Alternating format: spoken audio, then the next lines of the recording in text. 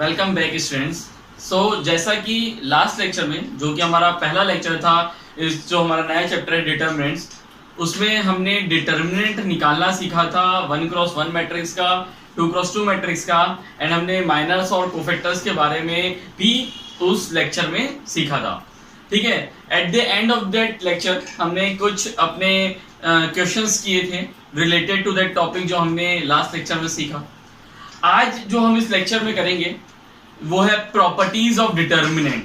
ठीक है, हमारा जो आज का टॉपिक है वो है प्रॉपर्टीज ऑफ डिटर्मिनेंट, और ये एक बहुत ही इंपॉर्टेंट टॉपिक है दोनों बोर्ड पॉइंट ऑफ व्यू और competitive level point of view से। ठीक है, बोर्ड में भी इससे 4 नंबर का क्वेश्चन कई बार डायरेक्टली आ जाता है, और कॉम्पिटिटिव लेवल में भी इससे बहुत सारे क्वेश्चंस, बहुत सारे तो नहीं बोलना चाहिए, पर इससे क्वेश्चंस हर बार आते हैं। ठीक है, तो हमें ये प्रॉपर्टीज ऑफ डिटर्मिनेंट को बहुत ही अच्छे से सीखना है।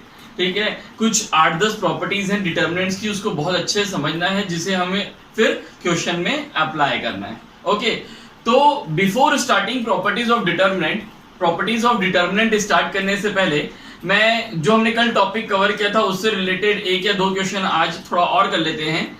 वो हमारे लिए एक तरीके का वार्म अप टाइप का होगा। ठीक है, तो वो क्वेश्चन को हम स्टार्ट करते हैं। ओके, तो जो हमारा पहला क्वेश्चन है, उसमें दिया गया है प्रूव दैट, आज का हमारा पहला क्वेश्चन है प्रूव दैट डिटर्मिनेंट, और हमें एक डिटर्मिनेंट दी गई है। अब बोला है ये डिटर्मिनेंट है, इसके एलिमेंट्स है x sin theta cos theta minus sine theta minus x 1 cos theta 1 x, ये उसके क्या है एलिमेंट है। एंड हमें प्रूफ करना है कि ये जो डिटर्मिनेंट है इज इंडिपेंडेंट ऑफ थीटा। हमें प्रूफ करना है ये जो हमारा डिटर्मिनेंट है, ये जो इसका फाइनल आंसर आएगा it will be independent of theta. ठीक है, तो हमने जो कल 3x3 का डिटर्मिनेंट्स निकालना सीखा था उसी को यहां पर अप्लाई करते हैं। हम इसको एक्सपेंड करते हैं अलोंग रो 1।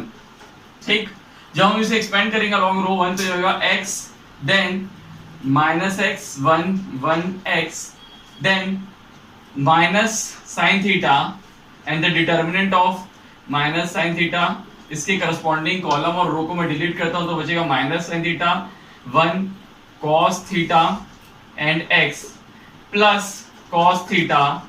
इसके करस्पॉन्डिंग कॉलम और रो को डिलीट करता हूं तो बचेगा minus sine theta minus x cos theta and 1। अब मैं क्या करूंगा, इस 2x2 के डिटर्मिनेंट को ओपन करूंगा, और ओपन करने का 2x2 के डिटर्मिनेंट को सबसे बेस्ट वे है left to right then minus of right to left. तो it will be like minus x square minus 1 then minus sine theta then minus x sine theta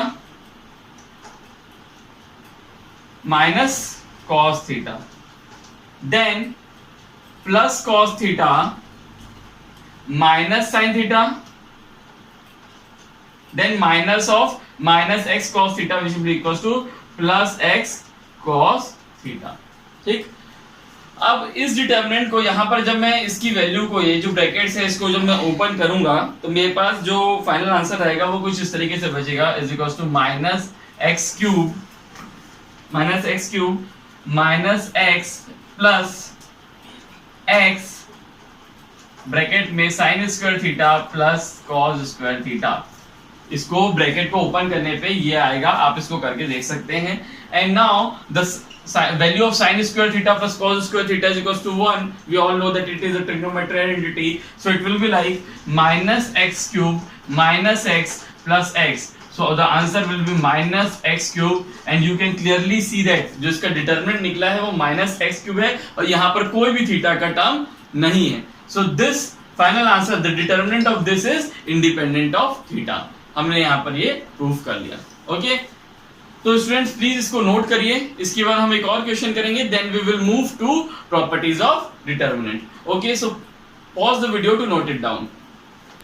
okay students, now we will start our next question. और जो हमारा next question है उसमें हमें question दिया गया है इवेल्युएट, और जो हमें डिटर्मिनेंट दिया हुआ है वो एक 2 3 क्रॉस 3 का डिटर्मिनेंट है 2 3 7 13, उसके एलिमेंट्स है 2 3 7 13 17 5 13 17 5 15 20 एंड 12, और यहाँ पर एक स्क्वायर दिया हुआ है। अब देखिए, मैं आपको एक चीज सबसे पहले बताना चाहता हूं, मुझे यहाँ पर करना क्या है, इस डिटर्मिनेंट की वैल्यू निकालनी है, उसके बाद इसका स्क्वायर करना। ठीक है, इस डिटर्मिनेंट की वैल्यू निकालनी है और जो भी डिटर्मिनेंट की वैल्यू आएगी उसका क्या करना है, मुझे स्क्वायर करना है।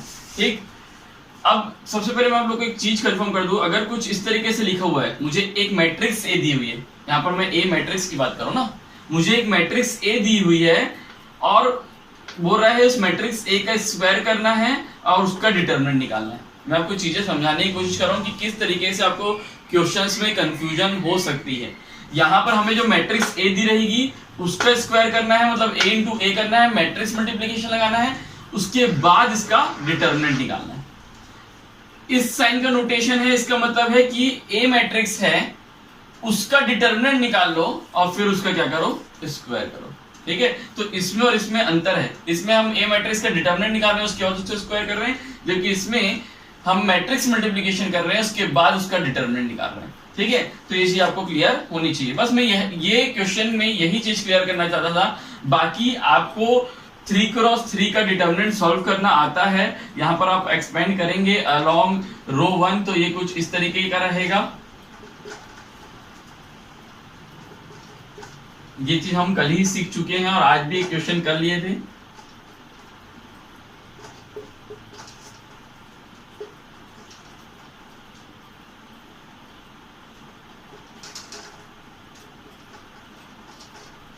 और जो भी वैल्यू आएगी इसका हमें क्या कर देना है, स्क्वायर कर देना है। ठीक है, इसके बाद हम काम कर सकते हैं। मैं आपको ये जो चीज समझाना चाह रहा था ये आप लोगों को शायद समझ आ गया हो। यहाँ पर हमें मैट्रिक्स का स्क्वायर करना है, उसके बाद डिटर्मिनेंट निकालना है, जबकि यहाँ पर हमें सबसे पहले डिटर्मिनेंट निकालना है और उस डिटर्मिनेंट का स्क्वायर करना है। ठीक, ओके स्टूडेंट्स, अभी तक जितने भी हमने क्वेश्चंस बनाए हैं और जितने भी टॉपिक्स हमने कवर किए हैं उस टॉपिक्स पे और उस क्वेश्चंस को लेके आप आर.डी. शर्मा की जो एक्सरसाइज पॉइंट 1 है इस चैप्टर की, डिटर्मिनेंट चैप्टर की, उसको आप इजीली सॉल्व कर सकते हैं। ठीक है, अभी इसके बाद जस्ट आपके सामने वो एक्सरसाइज के फोटो आ जाएंगे, आप उसके स्नैपशॉट्स लेके उसको अपने पास रख सकते हैं। ठीक है, और उसको सॉल्व करिएगा। जितना भी हमने पढ़ा है उससे आराम से वो क्वेश्चन बन जाएंगे। जहां भी आपको डाउट आता है आप बिल्कुल उसे मुझसे पूछ सकते हैं, चाहे मेरे इंस्टाग्राम में चाहे फेसबुक में। आप चाहे तो मुझे कांटेक्ट भी कर सकते हैं जिससे कि मैं आपको हेल्प कर सकूं। ठीक है, तो ये जो अभी आपके सामने एक्सरसाइज पॉइंट 1 आ रहा है इसका आप स्क्रीनशॉट लेके रख सकते हैं। Thank you.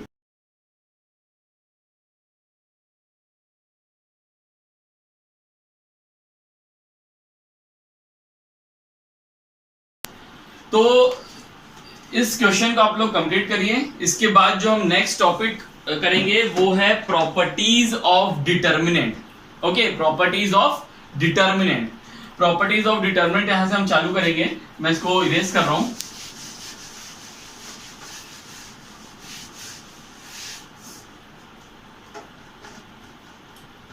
Properties of determinant. Okay, यहां पर कुछ 7 से 8 या शायद 8 से 10 के बीच कुछ प्रॉपर्टीज है टोटल। वो टोटल प्रॉपर्टीज को हमें देखना है और फिर उसे किस तरीके से हम इंप्लीमेंट कर सकते हैं क्वेश्चन में, ये भी हम सीखेंगे। तो जो सबसे पहली प्रॉपर्टी है, प्रॉपर्टी नंबर 1। ठीक है, प्रॉपर्टी नंबर 1 हमें बताती है कि एक हमें स्क्वायर मैट्रिक्स दिया गया है, matrix a is a square matrix. A is a square matrix. तो पहली प्रॉपर्टी बोलती है कि determinant of a is equals to a transpose का determinant. Determinant of matrix a is equals to determinant of matrix a transpose. मतलब मैं ए matrix का determinant निकालू या ए ट्रांसपोज का निकालू, बात एक ही है। इसको हम यहां पर करके भी देखते हैं। जैसे कि मेरे पास एक मैट्रिक्स है A1 B1 C1, A2 B2 C2 and A3 B3 C3, और इसका मुझे क्या करना है, डिटर्मिनेंट निकालना है।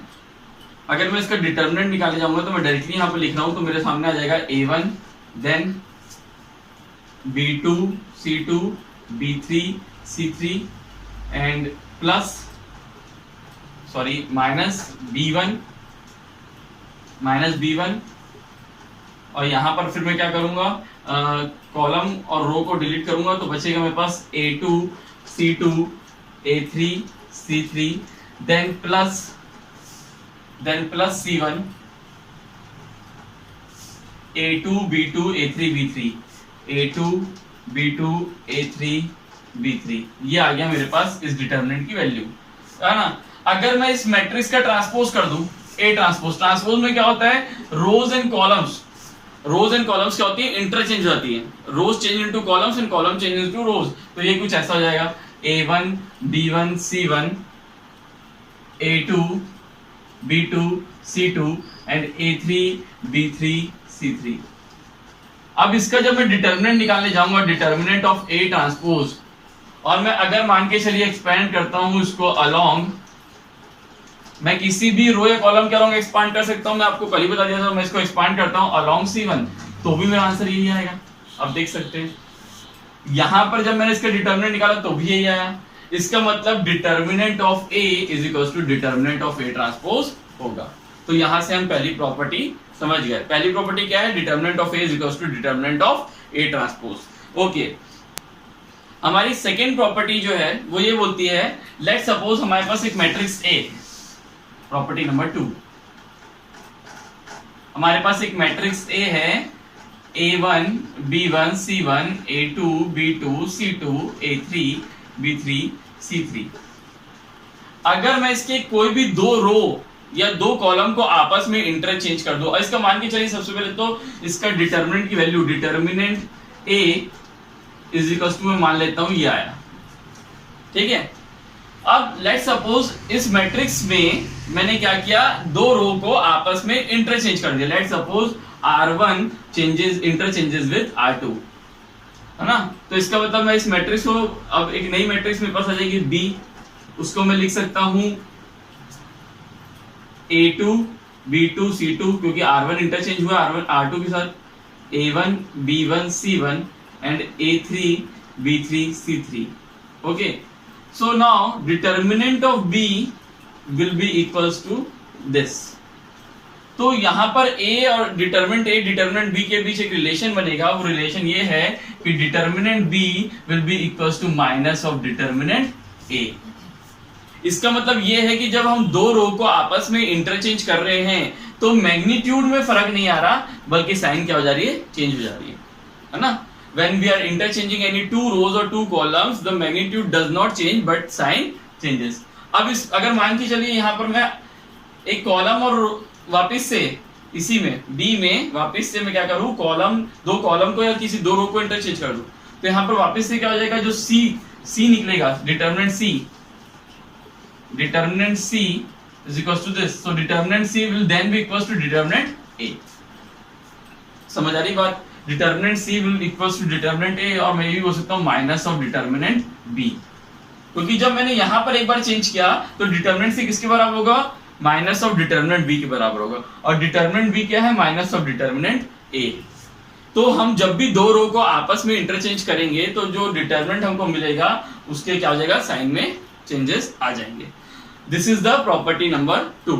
ओके, अब हम जो करेंगे वो है property number 3।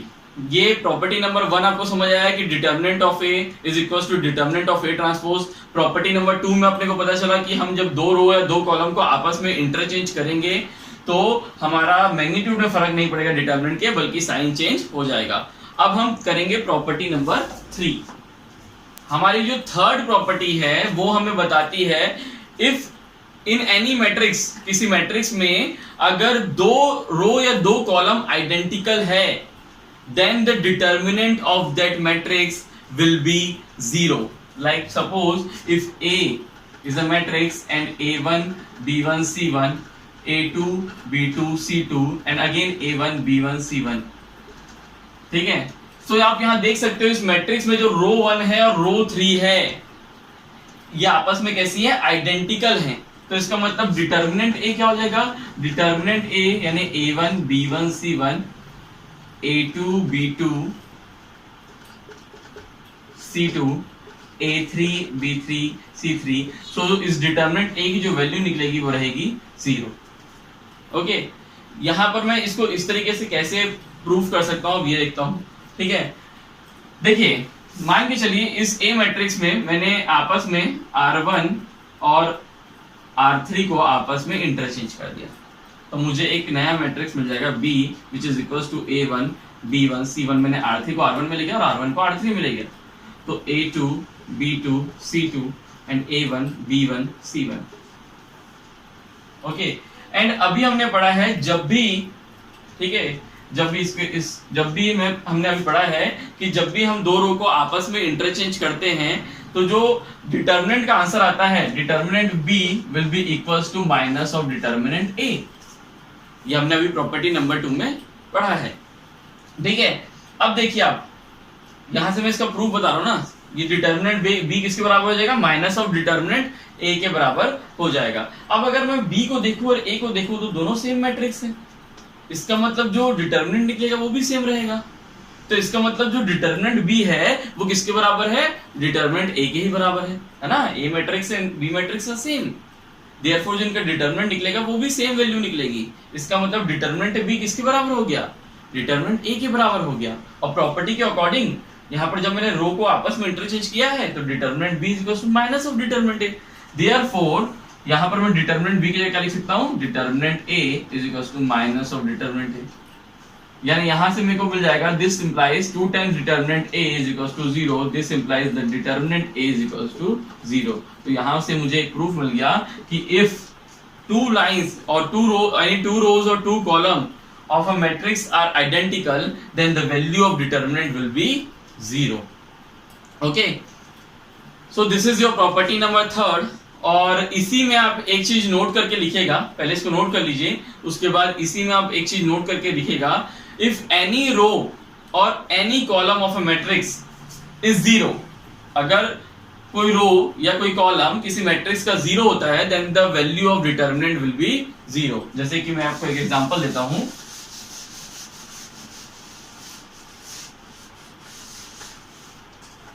Here you can see मुझे एक मैट्रिक्स A दिया गया है जिसका जो कॉलम 1 है वो क्या है, 0 है। तो अगर मुझे इसका डिटर्मिनेंट निकालना पड़ेगा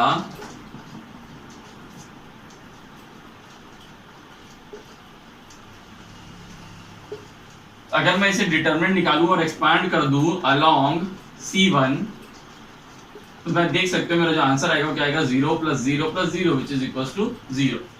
So if any of row or column of a matrix is 0 then the determinant of that matrix will be 0। Okay, यहां तक क्लियर है। अब हम पढ़ेंगे हमारा next property which is property number 4। Okay, so now we are going to start property number 4। आप इसको note कर सकते हैं।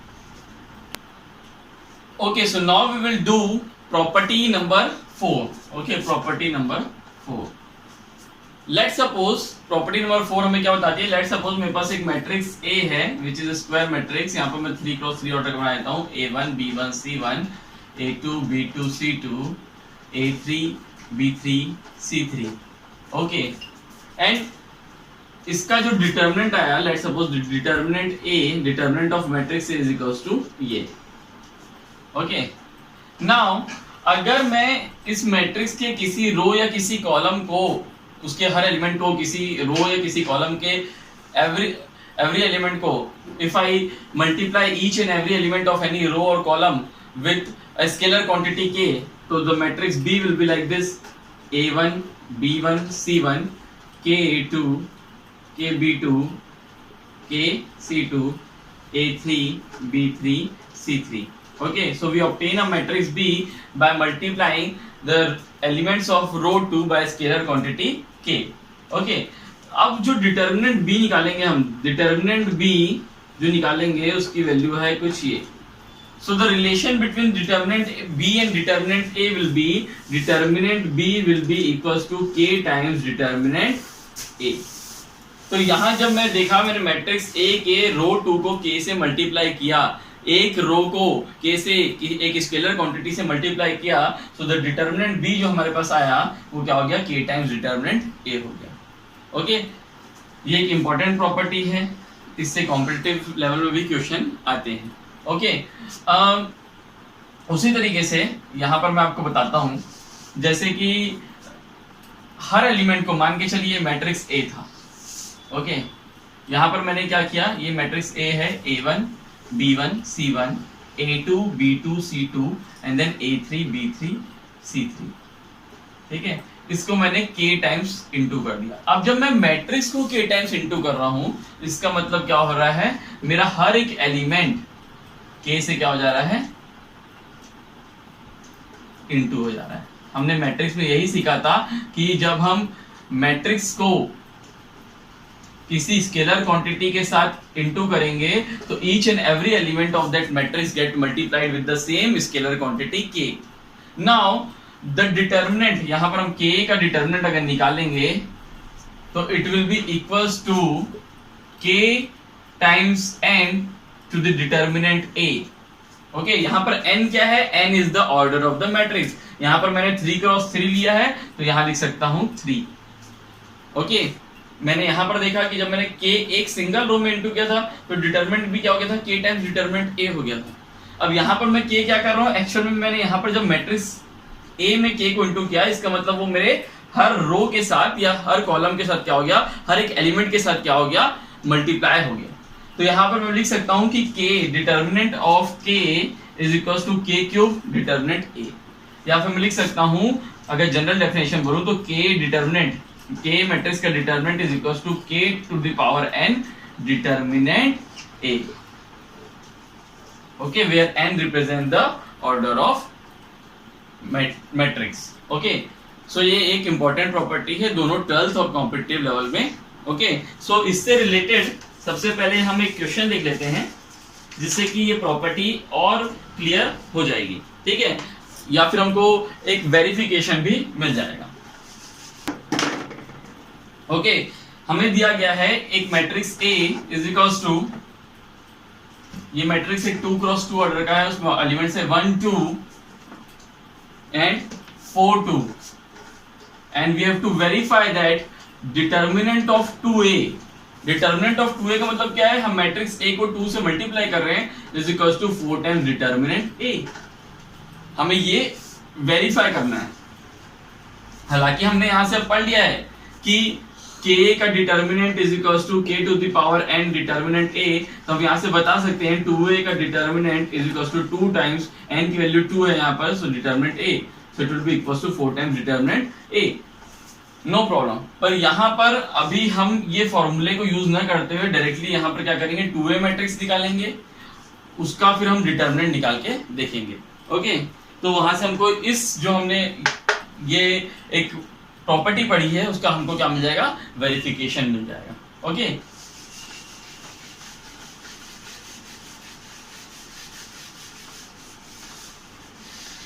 सबसे पहले मैं डिटर्मिनेंट a की वैल्यू निकाल लेता हूं।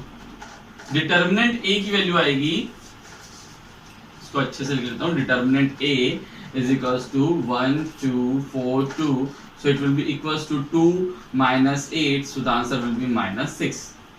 now मेरा RHS की वैल्यू यानी डिटर्मिनेंट a की वैल्यू आ गई -6, ये मैं RHS ले रहा हूं। Okay, so 4 times determinant a will be equals to minus of 24, ये आ गया मेरा RHS। now LHS यहाँ पर सॉल्व कर देता हूँ।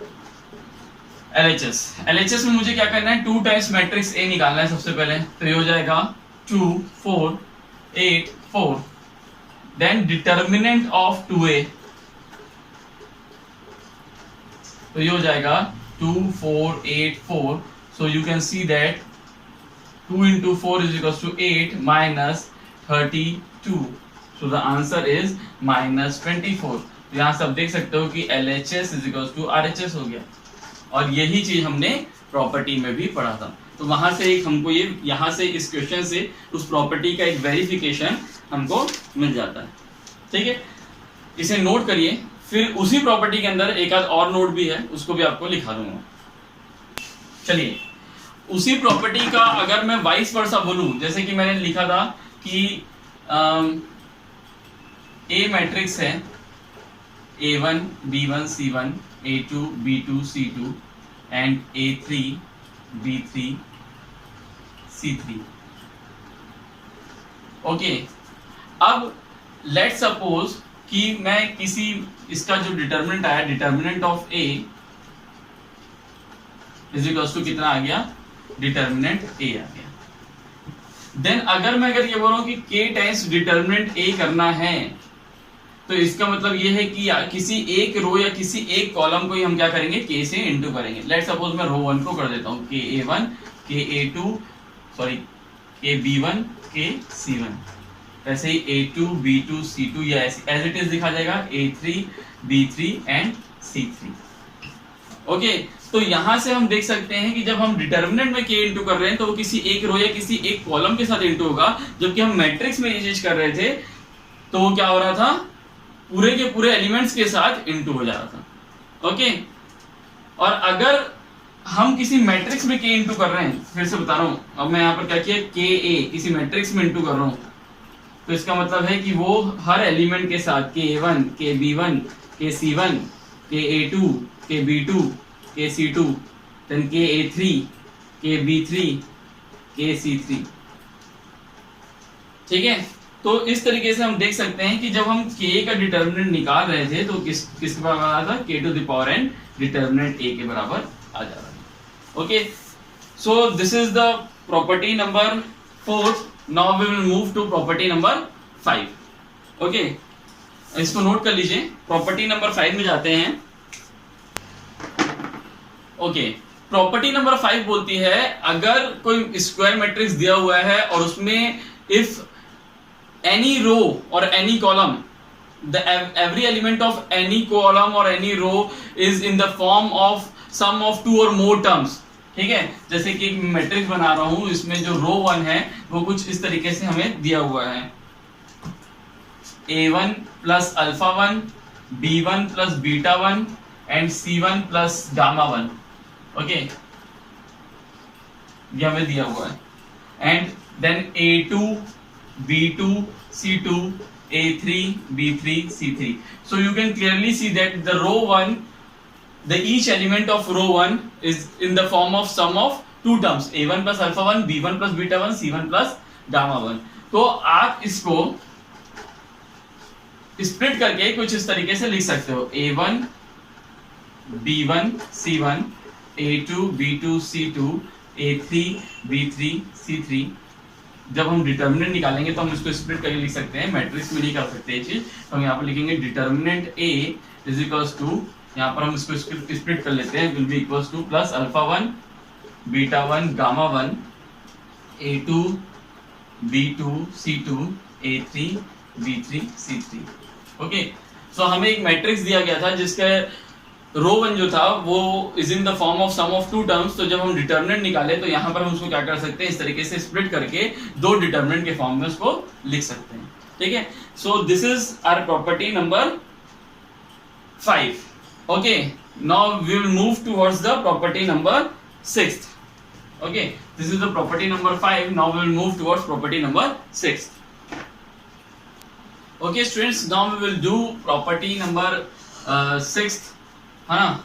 जो हमारी प्रॉपर्टी नंबर 6 है वो बोलती है if late A is a square matrix, A is a square matrix हम सबसे पहले ले लेते हैं A1 B1 C1 A2 B2 C2 A3 B3 C3।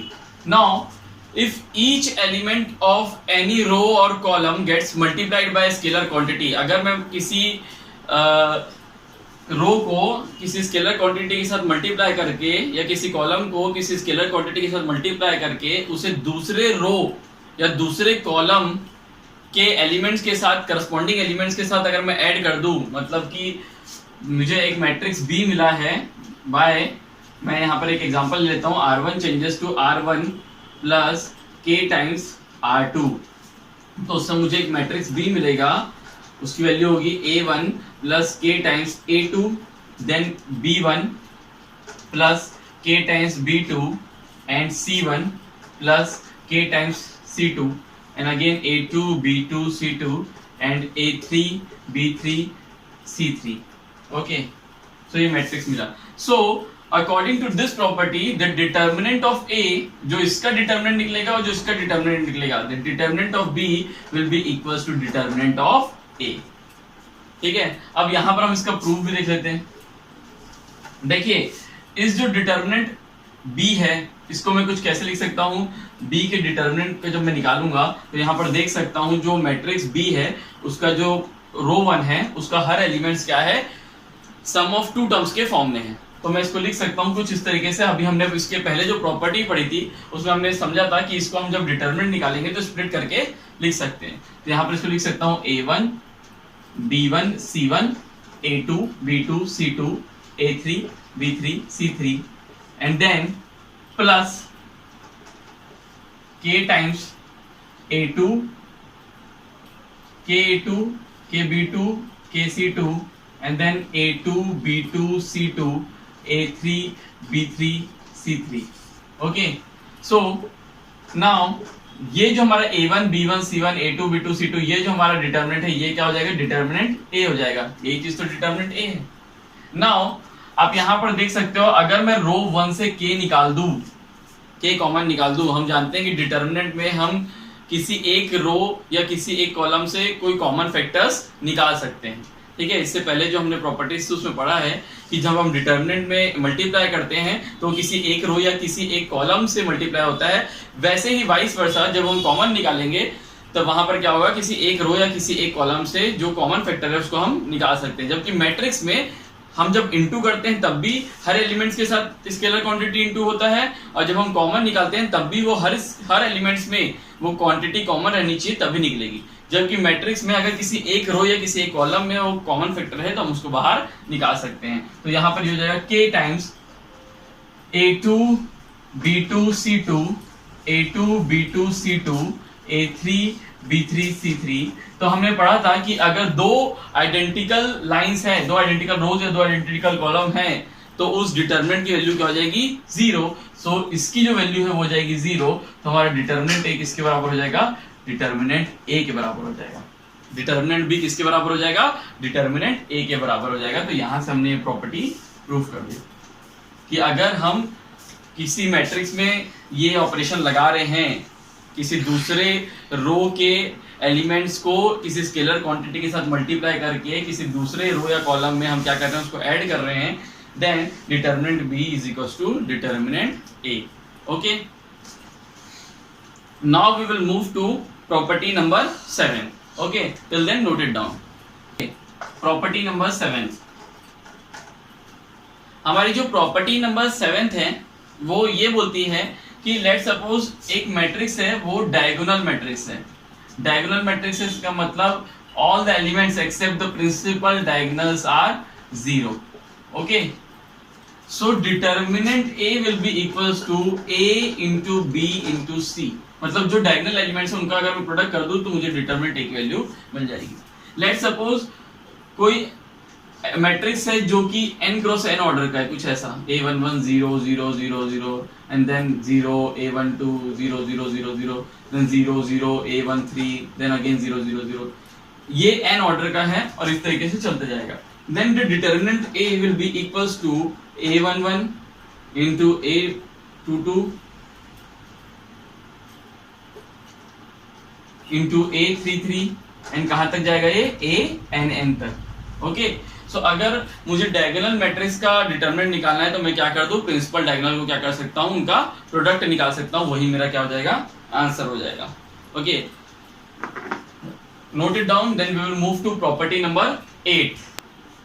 Okay, now property number 8, हमें दो मैट्रिक्स है हमारे पास A and B square matrix. Okay, so the determinant of AB is equals to determinant of A into determinant of B. ठीक है, इसका दोनों का मतलब क्या समझिए. यहाँ पर हम सबसे पहले A और B का प्रोडक्ट कर रहे हैं, फिर उसका डिटर्मिनेंट निकाल रहे हैं. क्योंकि यहाँ पर हम क्या कर रहे हैं, determinant A into determinant B कर रहे हैं, और ये दोनों क्या है, आपस में इक्वल. वैसे ही अगर मैं बोल दूं A into B into C, if A B C are square matrix, then A into B into C का determinant is equal to determinant A determinant b, determinant c. ठीक, इस वाले जो प्रॉपर्टीज हैं उनको एक क्वेश्चन लेके वेरीफाई कर लेते हैं।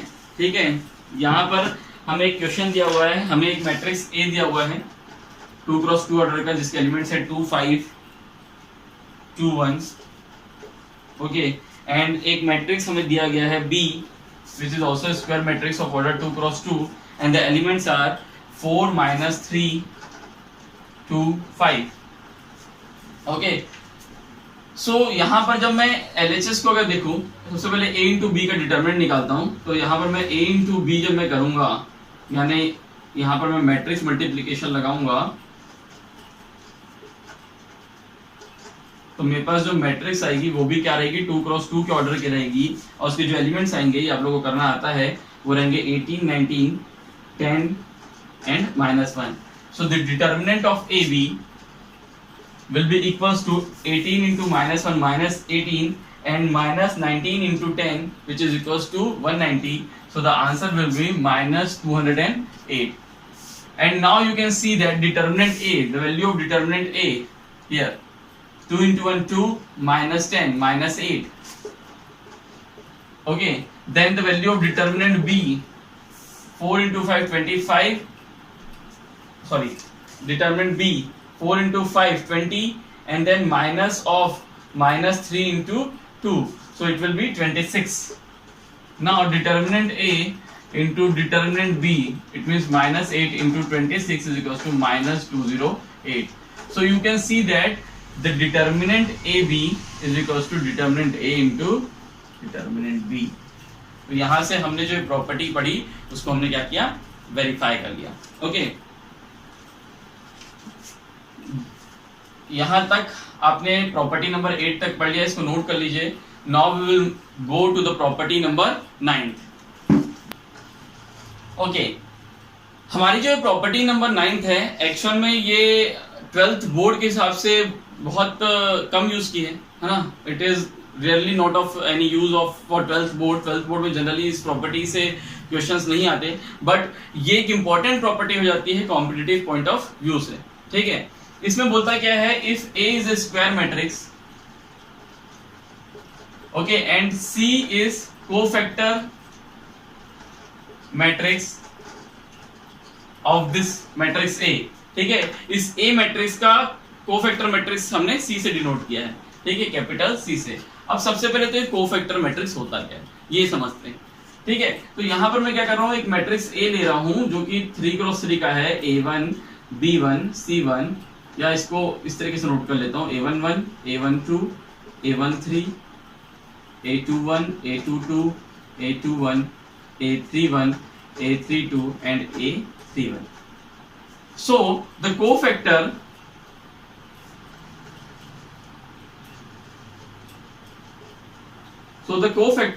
of A11 is equals to C11. Again the cofactor of A12 is equals to C12. Cofactor of A13 is equals to C13। इसी तरीके से हम पूरे कोफैक्टर्स निकाल सकते हैं। Cofactor of A21 is equals to C21। ठीक है, इसी तरीके से हम पूरे कोफैक्टर्स को निकाल सकते हैं हर एलिमेंट्स के। अब जब मैं इस एलिमेंट्स की जगह कोफैक्टर को रख दूंगा तो हम उस मैट्रिक्स को क्या बोलते हैं, कोफैक्टर मैट्रिक्स बोलते हैं, उसको हम डिनोट कर देते हैं C से। So it will be like C11 C12 C13 C21 C22 C23 C31 C32 and C31। Okay, तो ये आ गया हमारा कोफैक्टर मैट्रिक्स। ओके, और अब हम आते हैं अपनी प्रॉपर्टी 9 में। हमारी प्रॉपर्टी 9 बोलती है कि जो कोफैक्टर का डिटर्मिनेंट रहेगा, it will be equals to determinant A to the power n-1, where n is the order of the matrix. अगर A मैट्रिक्स का ऑर्डर 3 है तो हो जाएगा 3 - 1 2। So cofactor matrix will be equals to determinant A का square. अगर 4x4 का order है, then cofactor matrix will be equals to determinant A to the cube। ठीक, यहां तक आपको समझ आ गया। इस चीज का थोड़ा सा मैं आपको प्रूफ देने की कोशिश करता हूं ब्रीफ में। ठीक है, देखिए, लेट्स सपोज मैं यहां पर C इंटू A ट्रांसपोज कर देता हूं, C इंटू A ट्रांसपोज। ठीक है, तो हमारा जो कोफैक्टर मैट्रिक्स था, मैं 3x3 का कोफैक्टर मैट्रिक्स ले लेता हूं। C21, C22, C23, C31, C32, C33, and A transpose matrix will be like A11, A12, A13, A21, A22, A23, A31, A32, A33, ये हमारा कोफैक्टर। ओके, यहाँ पर जब मैं इन दोनों को मल्टीप्लाई करूंगा, ठीक है, C इंटू ए का डिटर्मिनेंट को यहाँ पर मैं मल्टीप्लाई कर रहा हूँ, तो जो मेरे पास आंसर आ जाएगा, ठीक है, तो मैं देख सकता हूँ ये क्या हो जाएगा, C11, A11, C12, A12, C13, A13। मैंने आप लोग को कल ही एक नोट पॉइंट कराया था कि जब मैं किसी एलिमेंट को उनके कोफैक्टर्स के साथ मल्टीप्लाई करके उस रो को मैं क्या करता हूँ, ऐड करता हूँ, ठीक है। If I multiply each element of any row with its own cofactor and then I add those elements, then we get the determinant a. लेकिन अगर मैं किसी एलिमेंट्स को, किसी रो के एलिमेंट्स को किसी दूसरे एलिमेंट्स, किसी दूसरे रो या कॉलम के एलिमेंट कोफैक्टर के साथ मल्टीप्लाई कर दूंगा, तो मेरा आंसर क्या हो जाएगा, 0। तो जब मैं C11 into A11 plus C12 into A12 करूंगा प्लस C13 इंटू A13 करूंगा, which is my first element,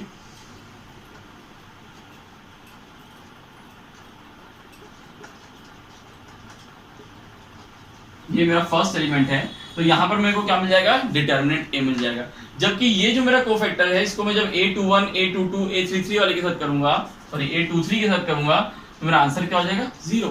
क्योंकि ये जो एलिमेंट्स थे ये तो A ट्रांसपोज मैट्रिक्स है हालांकि, लेकिन ये मैट्रिक्स किसके थे, सेकेंड रो के मैट्रिक्स थे, जबकि ये जो है हमारा फर्स्ट रो का कोफैक्टर है, ठीक। तो हमारा आंसर क्या हो जाएगा, 0। तो मैं यहाँ डायरेक्टली लिख सकता हूँ डिटर्मिनेंट ए, पहला जो मेरा रो रहेगा वो रहेगा डिटर्मिनेंट ए 0, 0।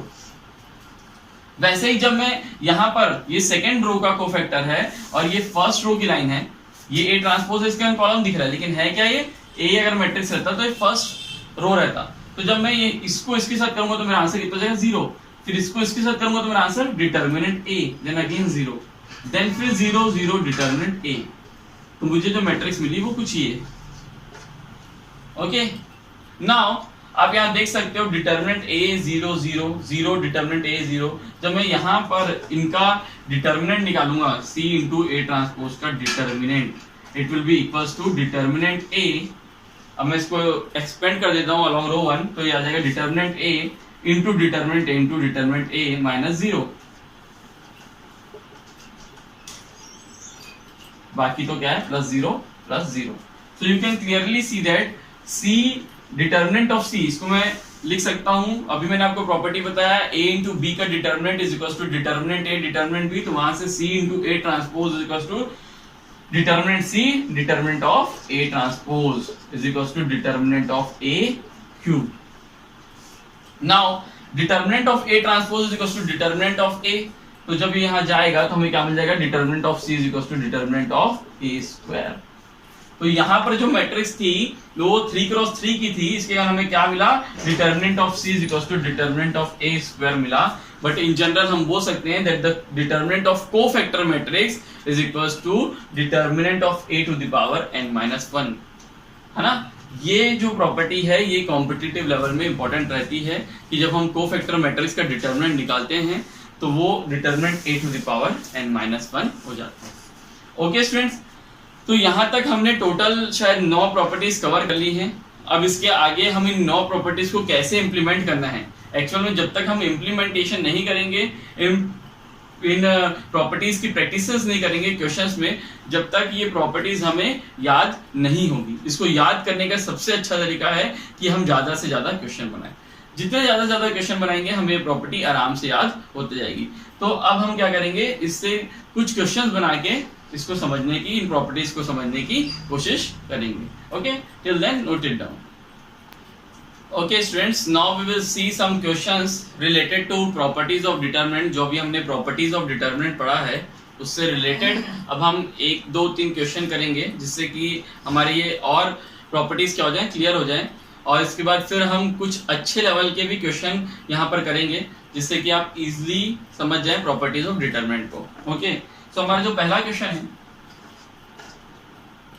वो है, हमें एक 3x3 का डिटरमिनेंट दिया गया है और हमें इसे एक्सपांड करना है ठीक है, विदाउट एक्सपांडिंग हमें क्या करना है, डिटर्मिनेंट की वैल्यू निकालनी है। देखिए हम डिटर्मिनेंट को एक्सपांड करके रो 1 या रो 2 या किसी भी कॉलम के अलोंग एक्सपांड करके हम क्या कर सकते हैं, आंसर निकाल सकते हैं। फाइनल आंसर हमारा हमेशा सेम आएगा, पर अभी जो बोर्ड वाले केसेस रहते हैं उसमें हमें ये दे दिया रहता है कि विदाउट एक्सपांडिंग हमें प्रूफ करना है। और बहुत सारे जो डिटर्मिनेंट ऐसे रहते हैं जिसे एक्सपैंड करना बहुत ज़्यादा डिफिकल्ट रहता है, तो हमें वहाँ प्रॉपर्टीज अप्लाई करनी पड़ती है। तो हम देखते हैं हम कैसे प्रॉपर्टीज अप्लाई कर सकते हैं। ठीक, तो हमें जो पहला क्वेश्चन दिया गया है वो ये है 41, 1, 5, 79, 41, 1, 5, 79, 7, 9, 29, 5, 3। हमें इस डिटर्मिनेंट की वैल्यू निकालनी है। ठीक है, तो देखिए मैं जो पहला चीज है, अगर मान के चलिए कॉलम 1 में एक ऑपरेशन लगा देता हूं, column 1 minus 8 times column 3, column 1 minus 8 times column 3, क्योंकि मैं देख पा रहा हूं अगर मैं 41 माइनस 8 इंटू 5 किया तो यहाँ पर क्या हो जाएगा 1। यहाँ पर जब मैं 9 इंटू 8, यहाँ पर जब मैं 79 माइनस 8 इंटू 9 करूंगा, ओके, तो यहाँ पर मेरा कितना बच जाएगा, 8 इंटू 9 इज इक्वल्स टू 72, तो यहाँ पर मेरा आ जाएगा 7। वैसे ही यहाँ पर कितना बच जाएगा, 3 बच जाएगा। तो मेरा ये और ये कॉलम क्या हो जाएगा, आइडेंटिकल हो जाएगा। इसी के कारण मैंने ये क्या लगाया, ऑपरेशन लगाया। और मैं जानता हूं जब मैं ये ऑपरेशन लगाता हूं, when I multiply the column 3 with 8 और उसको मैं कॉलम 1 में ऐड करूंगा, तो मेरे इस डिटर्मिनेंट की वैल्यू में कोई फर्क नहीं आएगा। अगर इसको मैं डेल ले लूं तो ये ऑपरेशन लगाने के बाद भी इस डिटर्मिनेंट की वैल्यू डेल रहेगी। ये हमने ऑलरेडी प्रॉपर्टी में पढ़ा है कि जब हम किसी कॉलम या रो में किसी दूसरे कॉलम को ऐड करेंगे by multiplying any scalar quantity, तो उसमें कोई फर्क नहीं आएगा। तो del will be equals to 1 7 5 1 7 5 5 9 3। Okay, तो यहां पर क्या हो जाएगा, अब I can see that column 1 and column 2 are identical, so the value of del will be equals to 0। तो देख लो यहाँ पर इसको बिना एक्सपांड किए हमने दो प्रॉपर्टीज को यूज करके, पहला ये वाली प्रॉपर्टी कि हम किसी भी कॉलम या किसी भी रो में दूसरे कॉलम को ऐड करते हैं बाय मल्टीप्लाइंग स्केलर क्वांटिटी, तो उसमें कोई फर्क नहीं आता डिटर्मिनेंट में। एंड दूसरा कि इफ टू रो कॉलम्स और two rows are identical then the value of determinant is 0। तो यहाँ हमने इजीली इस क्वेश्चन को सॉल्व कर लिया। ओके, इसको नोट करिए, फिर हम एक और एग्जांपल लेंगे। ओके, जो ये हमारा नेक्स्ट एग्जांपल है, ये बहुत बार बोर्ड क्वेश्चंस में आया हुआ है। ये कई बार 2 नंबर में डायरेक्टली पूछ लेता है ये क्वेश्चन, तो इसको थोड़ा आप लोग ध्यान से देखना। b माइनस सी, फिर से हमें सेम चीज पूछा है। ठीक है, हमें बोला गया है without expanding evaluate the determinant, हमें बोला गया without expanding evaluate the determinant, और हमें डिटर्मिनेंट दिया गया b minus c, c minus a minus b, then c minus a minus b minus c, and then a minus b minus c, and c minus a. Okay, now we have to evaluate this determinant without expanding. ठीक है, अब अगर मैं इसमें पहली property ये लगा दूं, फिर से वही कि जब मैं किसी कॉलम को या रो को दूसरे कॉलम में ऐड करता हूं तो मेरे डिटर्मिनेंट में कोई फर्क नहीं आता। अगर मैंने इसको डेल मान लिया, लेट्स सपोज सबसे पहले तो मैं इसको डेल ही मान लेता हूं।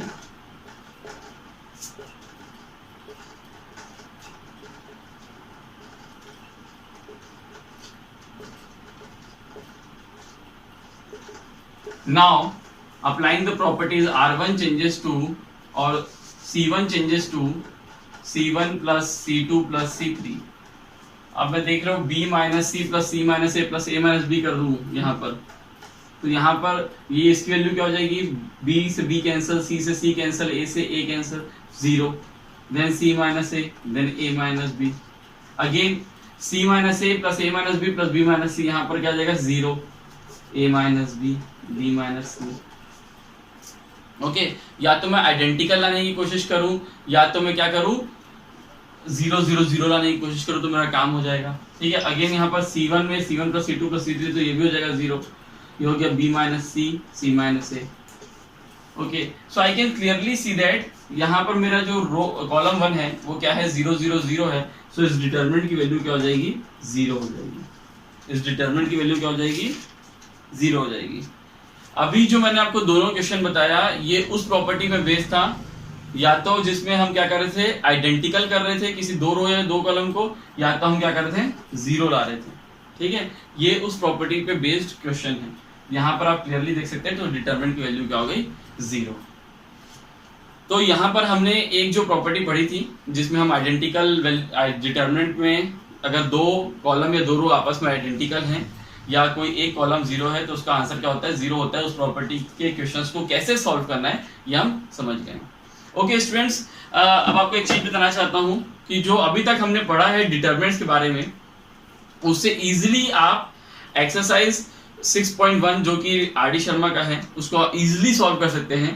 ठीक है, वो एक्सपांड करके हम डिटरमिनेंट निकालने वाले क्वेश्चंस हैं उसमें। ठीक है, जो कि आपसे इजीली सॉल्व हो जाएगा। उसके क्वेश्चंस में यहाँ पर आप लोग को अभी आप देख सकते हैं, तो आप उसके स्क्रीनशॉट्स खींच के उसको बनाना चालू कर सकते हैं। Okay, so wait for the next lecture. हम नेक्स्ट लेक्चर में प्रॉपर्टीज ऑफ डिटरमिनेंट से रिलेटेड बहुत सारे क्वेश्चन करेंगे। ठीक है, तो wait for the next video. Till then, thank you.